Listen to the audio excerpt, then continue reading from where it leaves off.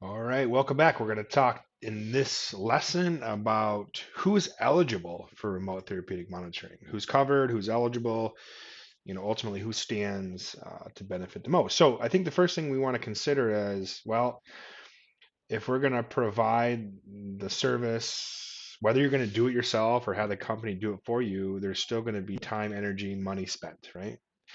On the service. So making the HEP program, then actually monitoring the patient's activity, talking with them once a month, logging all of our time, documenting.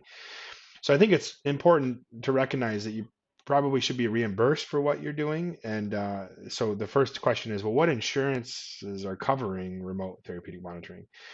This was originally a Medicare. Uh, Medicare is the first, they created the CPT codes, they created the program, the rules. So Medicare is number one, plus all Advantage plans.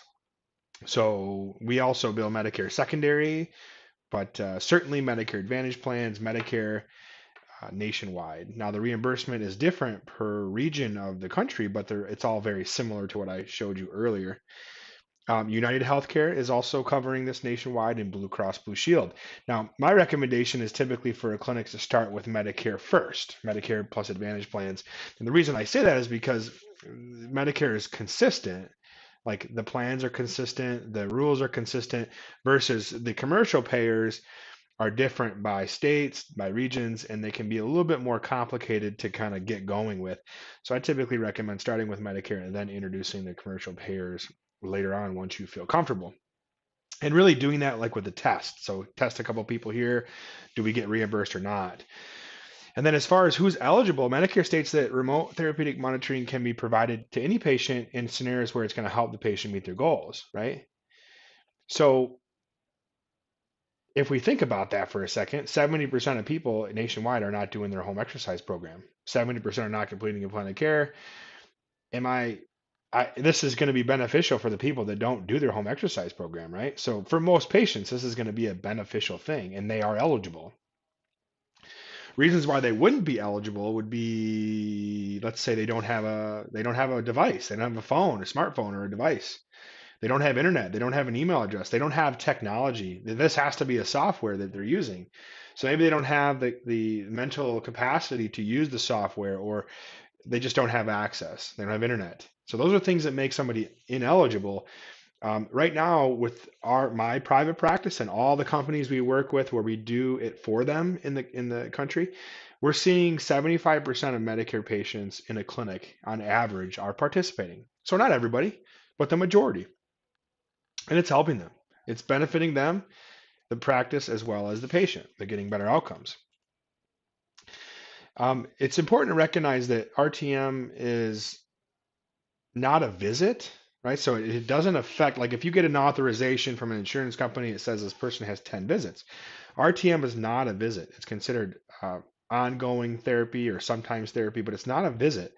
It doesn't have a date of service, even though you have to create a date of service when you're submitting these claims for billing. We'll talk about that in another lesson, but it's not a visit. So it doesn't affect your visit amounts, your visits. It shouldn't affect your visits that when plan of cares are due, progress notes are due, things like that. There is no copay associated with RTM. So now there is co-insurance, but the majority of Medicare and commercial, there is no copay. There is no copay associated with these because it's not a visit. Um, it does affect the Medicare dollar threshold. So when you look at like the $3,000 roughly medical manual review, they're not caps anymore, but it's taking the money out of that Medicare total dollar amount. So that would influence things like the KX modifier and that medical manual review threshold. In order to be eligible for remote therapeutic monitoring, it has to be under an active plan of care. So the patient has to have an active plan of care. You can't just do remote monitoring all by itself on a patient that's never been evaluated, doesn't have an active plan of care. And in that plan of care, which we'll talk about in the future lessons, that plan of care must also, just like every plan of care, you want to say, why that we are going to be doing remote monitoring, what's the justification for it, how long are we going to be doing it, and then how is that going to help the patient meet their goals. So we add a goal in the patient's plan of care. We add a section in the plan statement that describes that we're going to be doing it, what software we're going to be using, and why we're doing it. And then we add the codes in there in the plan section as well. So in order to be eligible, you have to have it into plan of care, and then in subsequent progress notes stating that you're going to do it. So that is really the basics of the eligibility, and I hope that was helpful.